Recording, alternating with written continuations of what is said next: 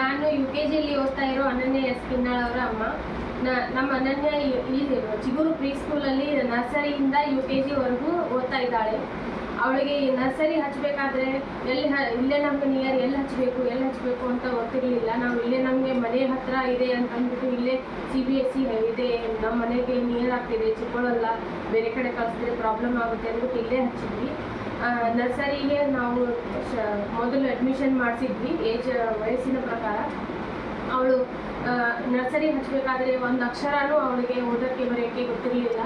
ಅಲ್ಲಿ ಹಚ್ಚಿದಾದ ಮೇಲೆ ಅವಳು ದಿನದಿಂದ ದಿನಕ್ಕೆ ಇಂಪ್ರೂವ್ ಆಗ್ತಾ ಬಂದು ಎಲ್ಲವನ್ನು ಕಲಿತಾ ಬಂದು ಟೀಚರ್ಸು ತುಂಬ ಸಪೋರ್ಟ್ ಮಾಡಿದರು. ಮತ್ತು ಸ್ಕೂಲಲ್ಲಿ ಪ್ರತಿ ವರ್ಷ ಸೈನ್ಸ್ ಡೇ ಮತ್ತು ಕೃಷ್ಣ ಜನ್ಮಾಷ್ಟಮಿ ಮತ್ತು August 15 ಎಲ್ಲವನ್ನು ಮತ್ತು ಹಬ್ಬಗಳನ್ನು ಎಲ್ಲವನ್ನು ಮಕ್ಕಳಿಗೆ ತಿಳಿಯೋ ರೀತಿ ಸೆಲೆಬ್ರೇಷನ್ ಮಾಡಿಸ್ತಾರೆ, ಸ್ಪೋರ್ಟ್ಸ್ ಡೇ ಮಾಡಿಸ್ತಾರೆ, ಗ್ಯಾದರಿಂಗ್ ಮಾಡಿಸ್ತಾರೆ.